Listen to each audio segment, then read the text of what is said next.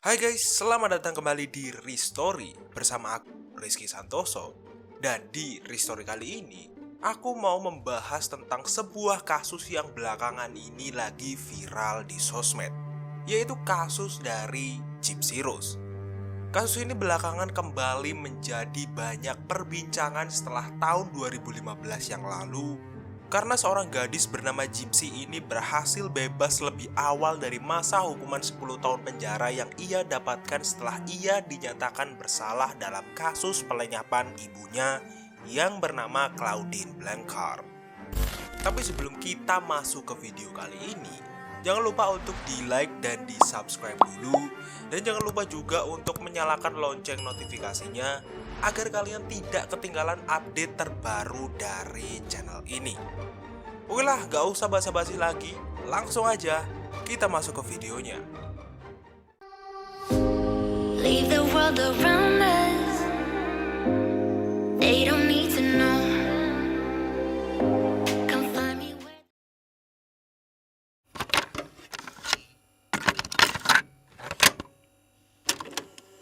Kasus ini akan kita buka dengan membahas latar belakang dari Claudine atau yang biasa dipanggil Didi.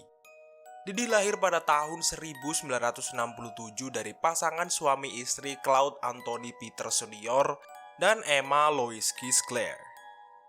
Masa remaja Didi ini bisa dibilang ngeri-ngeri sedap dan berbeda dari kebanyakan remaja lainnya, di mana dia punya kebiasaan mencuri, entah itu mencuri barang-barang orang lain atau barang keluarganya, manipulatif, dan memiliki cara berpikir yang agak lain dari kebanyakan manusia. Pada usianya yang masih remaja, Didi pernah bekerja menjadi suster atau perawat di suatu pusat kesehatan. Ya, bisa dibayangin lah, orang dengan sifat seperti Didi ini jadi perawat. Kan ngeri banget ya. Di waktu ini Didi yang notabene adalah seorang perawat mengambil inisiatif merawat ibunya yang saat itu sedang sakit. Dan setelah Didi merawat ibunya beberapa waktu, anehnya ibunya langsung meninggal. Karena Didi di keluarganya sudah terkenal problematik dan negatif, kecurigaan pun mulai muncul kalau Didi ini telah sengaja melenyapkan ibunya dengan cara diracun. Asumsi keluarga Didi ini didukung dengan sebuah fakta yang kemudian terungkap, di mana ternyata Didi seringkali tidak memberi makan ibunya saat sakit. Kita akan loncat beberapa tahun setelah peristiwa ini. Saat Didi berusia 24 tahun, dia mengandung seorang putri dari hubungannya dengan pacarnya yang bernama Rod Blanchard yang saat itu masih berusia 17 tahun.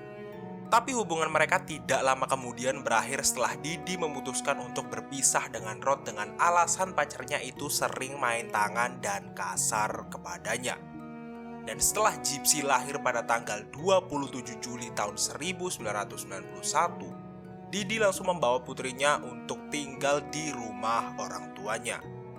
Menurut mantan suami Didi yaitu Rod, saat putrinya masih berusia 3 bulan, Didi mulai bertingkah aneh dan tiba-tiba mendiagnosa putrinya mengidap sleep apnea dan mulai membawa putrinya itu ke rumah sakit. Tidak hanya itu, Didi juga mulai men-self-diagnose putrinya itu dengan berbagai penyakit serius mulai dari kelainan kromosom, leukemia, asma berat, gangguan pendengaran dan gangguan pernafasan, dan yang terakhir adalah muscular dystrophy. Hal ini membuat Didi memakaikan putrinya berbagai alat bantu penunjang kehidupan seperti kursi roda dan membuatkannya lubang makan di perutnya agar putrinya itu bisa makan tanpa melalui mulut. Padahal saat itu pihak rumah sakit yang mengecek kesehatan Gypsy mengklaim kalau Gypsy saat itu dalam keadaan baik-baik saja dan sama sekali tidak menderita berbagai penyakit seperti yang diklaim ibunya. Dan edanya lagi, Didi kembali mengklaim putrinya itu memiliki kecerdasan layaknya anak usia 8 tahun, meskipun Gypsy saat itu sudah berusia belasan tahun tanpa adanya dasar yang valid. Kalau dilihat oleh mata orang awam, keadaan fisik Gypsy ini memang tampak seperti orang sakit. Mukanya saat itu terlihat pucat, giginya ompong, tubuhnya mungil, dan rambutnya terlihat selalu pendek atau tak berambut sama sekali. Setelah Rod menikah lagi, Didi membawa putrinya tinggal di rumah ayah dan ibu tirinya. Anehnya setelah Didi tinggal di rumah itu, keadaan rumah itu menjadi berubah 180 derajat. Di mana ibu tirinya yang awalnya sehat-sehat saja tiba-tiba jatuh sakit dan mengalami keracunan setelah memakan makanan yang dimasak Didi. Saat itu banyak yang berasumsi kalau penyebab utama ibu Didi sakit keras adalah karena Didi telah meracuni ibu tirinya. Klaim ini bisa dibilang tidak benar dan juga tidak salah. Pasalnya setelah Didi dan putrinya pindah dari rumah itu, kesehatan ibu tirinya mulai membaik. Di periode ini bisa dibilang hidup Didi dan putrinya luntang-lantung. Didi yang menganggap putrinya itu sakit keras memutuskan untuk berhenti bekerja dan fokus merawat putrinya. Dan di saat yang bersamaan dia juga memutus pendidikan Gypsy ketika gadis itu duduk di bangku kelas 2 SD dengan alasan putrinya terlalu lemah untuk bersekolah. Tapi meskipun Didi tidak bekerja, wanita itu dengan hebatnya bisa memenuhi kebutuhan sehari-harinya dan bahkan bisa memenuhi kebutuhan sekunder dan tersiernya secara cuma-cuma dengan cara menjual kisah sedih putri dan dirinya ke media. Cerita yang dikarang Didi semakin sempurna dengan musibah yang menimpanya pada tahun 2005 yang membuatnya kehilangan rumah dan harta-hartanya setelah badai menghancurkan rumah mereka. Alhasil banyak sekali orang-orang baik dan innocence yang memberikan bantuan mereka setelah mereka mendengar cerita menyayat hati ibu dan anak itu. Sejak masa itu kehidupan sempurna yang diimpi-impikan Didi mulai terwujud. Berbagai privilege yang didapatkannya dari masyarakat dari hasil jualan kisah hidupnya terus berdatangan tanpa henti. Mulai dari mendapatkan rumah mewah secara cuma-cuma dari Habitat of Humanity, mendapatkan mobil gratis, mendapatkan pengobatan gratis untuk Didi, dan lain-lain. Akan tetapi semua hal yang didapatkan dengan cara yang tidak benar pasti tidak akan bertahan lama dan pasti akan berujung petaka.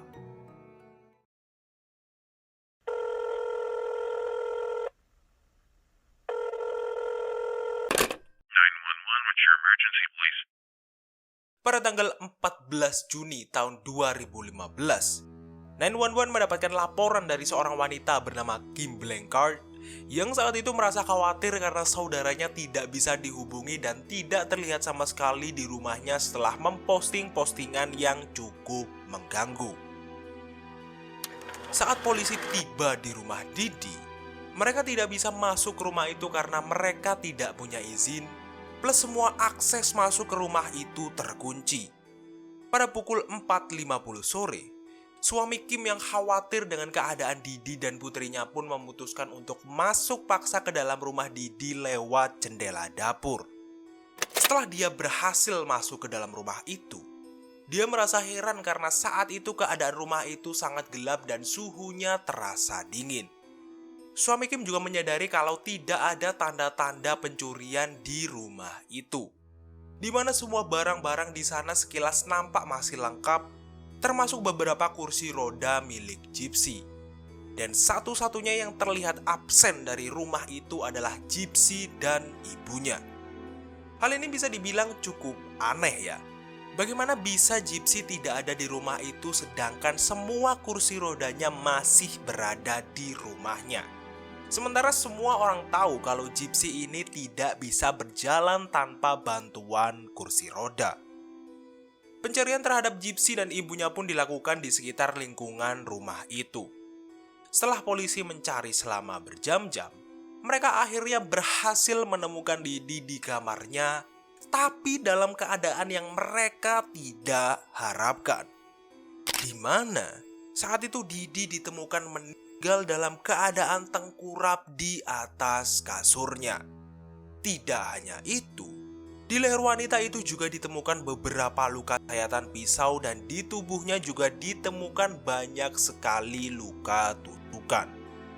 Polisi yang melihat sekilas keadaan tubuh Didi saat itu langsung mengetahui kalau Didi sudah meninggal setidaknya 2 hari yang lalu. Tetangga dan kerabat Didi pun satu persatu mulai diinterview oleh polisi untuk mengetahui apa ada keanehan dari pihak Didi maupun Gypsy sebelum peristiwa ini terjadi. Dan salah satu tetangga Gypsy sekaligus sahabat Gypsy yang bernama Alia mengatakan kalau Gypsy pernah mengirim pesan kepadanya kalau saat itu dia sedang suka dengan seorang pria bernama Nicholas Gujon yang dia kenal lewat sosial media. Dalam interviewnya dengan polisi, Alia mengatakan bahwa Gypsy saat itu nampak sangat menyukai Nick.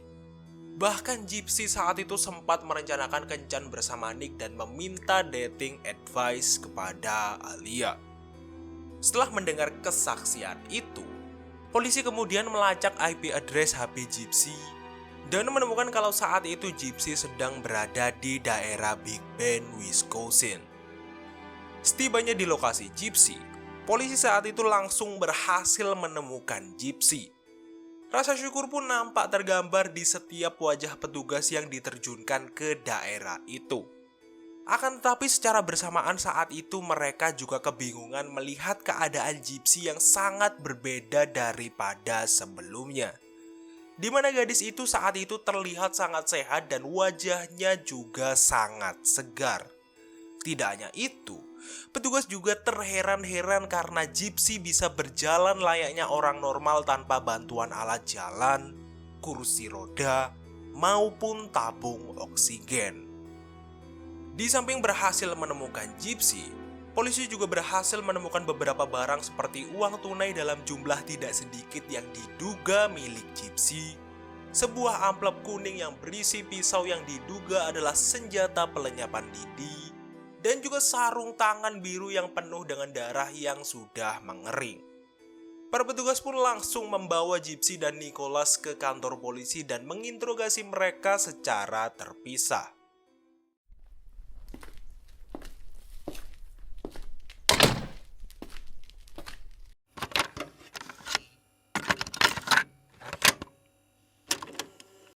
Di ruang interogasi Gypsy, polisi dengan berhati-hati menginformasikan kepada gadis itu kalau ibunya telah tiada.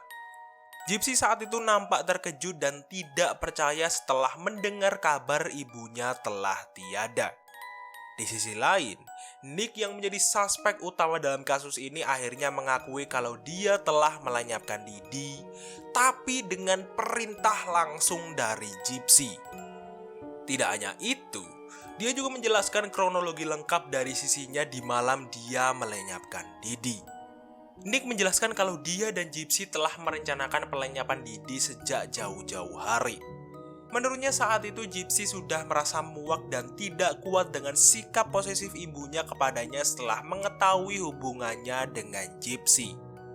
Pada tanggal 15 Juni tahun 2015, ketika rencana mereka sudah matang, Nicholas datang ke rumah Gypsy pada malam hari untuk melaksanakan rencana mereka. Saat itu Nicholas menyuruh Gypsy untuk pergi ke kamar mandi dan menutup kupingnya rapat-rapat agar dia tidak mendengarkan teriakan ibunya. Setelah Gypsy masuk ke kamar mandi, Nicholas pun masuk ke kamar Didi dan langsung menghujani Didi dengan tusukan di berbagai area tubuhnya. Di sisi lain, Gypsy yang sedang berada di kamar mandi gemetaran mendengar teriakan dari ibunya meskipun dia sudah menutup kupingnya rapat-rapat. Dan setelah Nick berhasil merampungkan misinya, Gypsy pun langsung menghampiri Nick yang saat itu berada di kamar ibunya, dan mereka langsung melakukan aktivitas hohohihe di samping tubuh ibunya. Dan edanya lagi, Nick saat itu juga sempat berniat untuk melakukan hal yang sama kepada Didi. Akan tetapi saat itu Gypsy melarang Nick untuk melakukan hal itu kepada ibunya. Dan setelah mereka puas melakukan apa yang mereka lakukan malam itu, mereka berdua langsung kabur dari rumah itu dan membawa uang tunai milik Gypsy. It's disconcerting to see how quickly they were able to turn off any kind of impact from the murder. It seemed there was no effect on them. Were you afraid of getting caught? That never crossed my mind. I honestly didn't think we were gonna get caught. Oh, but they did. captured time and again on video cameras, every step documented in receipts and eyewitnesses. This is like a crime I call Hansel and Gretel, where you drop the clues along the way as you go. I mean, they couldn't have laid it out better for the police. Look at them at the Greyhound bus counter. And here, hopping into Janice Buttram's taxi cab. She was in a very dark black hoodie, but she had a very odd looking wig on. It was an old looking Cher wig, which I found very unnormal. The girl looked 12, sounded 5, and had a 40-year-old attitude because she was not afraid to tell me off. I just knew there was something wrong.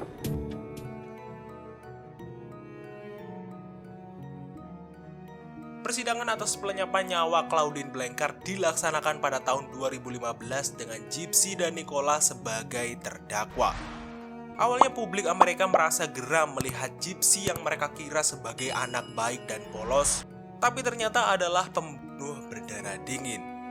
Akan tetapi kebencian mereka langsung berubah menjadi empati ketika mereka mendengar kisah Gypsy yang selama ini ternyata kerap mendapatkan perlakuan kejam dan tidak pantas dari ibunya. Dan Gypsy di persidangan itu juga mengatakan bahwa seluruh penyakit yang dideritanya selama ini hanyalah karangan ibunya semata, dan dia telah dimanipulasi sejak kecil dan dipaksa untuk tetap berakting sakit di depan semua orang. Tidak hanya itu, beberapa fakta lain yang mengejutkan tentang kondisi fisik Gypsy ini juga terungkap di persidangan ini. Di antaranya adalah Gypsy selalu menggunakan kursi roda karena ibunya memaksanya hanya karena lutut Gypsy pernah tergores saat dia jatuh dari sepeda motor ketika masih kecil. Rambut Gypsy yang selalu pendek bukan dikarenakan efek nulukimia yang dideritanya, melainkan karena ibunya selalu mencukur rambutnya. Dan gigi Gypsy yang ompong adalah karena efek samping pemakaian obat epilepsi yang dikonsumsi Gypsy, meskipun Gypsy tidak menderita epilepsi sama sekali. Dan yang paling wadidaw adalah Gypsy pernah menjalani operasi tanpa tujuan yang jelas.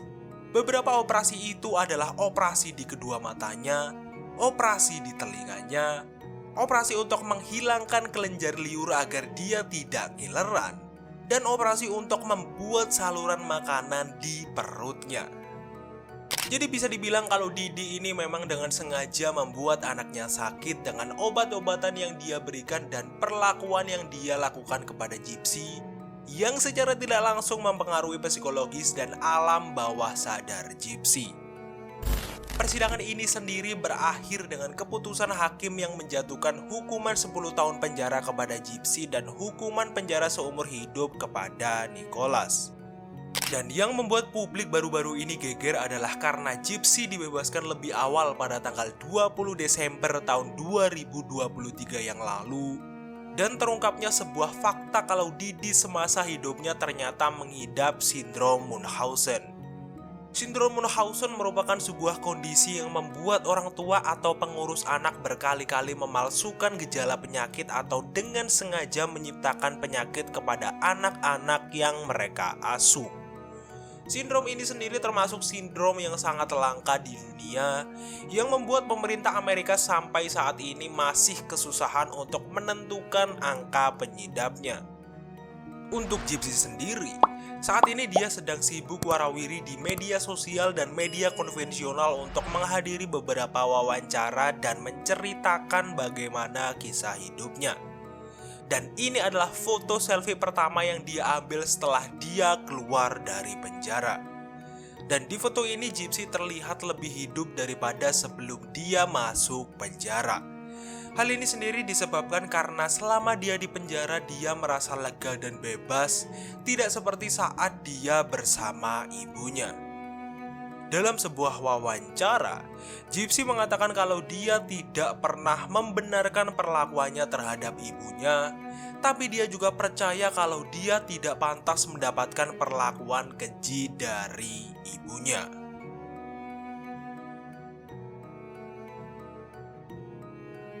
Oke lah guys, itu dia pembahasan dari kasus Gypsy Rose. Jadi gimana menurut kalian?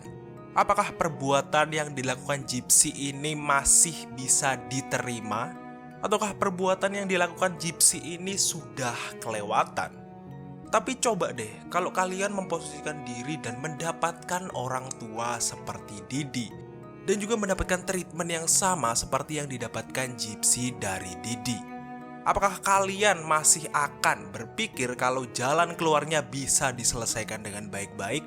Ataukah kalian akan berpikir kalau kalian akan melenyapkan Didi dengan cara yang sama dengan apa yang dilakukan Gypsy? Tulis pendapat kalian di kolom komentar di bawah ini. Seperti biasa, jika kalian terhibur dengan video kali ini, jangan lupa untuk di-like dan di-subscribe dulu. Dan jangan lupa juga untuk menyalakan lonceng notifikasinya agar kalian tidak ketinggalan update terbaru dari channel ini. Dan aku juga mau mengingatkan lagi kalau kalian bisa berkontribusi lebih banyak ke channel ini dengan cara berdonasi di Social Buzz dan juga Super Sub. Untuk link dari Social Buzz-nya sendiri sudah aku taruh di kolom deskripsi. Sedangkan untuk Super Sub-nya sendiri, YouTube sudah mempunyai fitur Super Sub yang terletak di samping sebelah kanan tombol like. Ya, kalian bisa scroll sedikit, terus nanti ada logo hati dan di sampingnya ada tulisan Super Sub. Nah, di situ kalian bisa berdonasi lewat Super Sub. Dan berapapun yang kalian berikan ke channel ini pasti akan sangat berarti untuk perkembangan channel ini. Kalau enggak pun ya enggak apa-apa. Aku udah seneng kok kalau kalian udah mau menyempatkan waktu kalian buat nonton videoku ini. Oke lah, itu saja untuk Restory kali ini. Rizky Santoso pamit. I'll see you in the next video.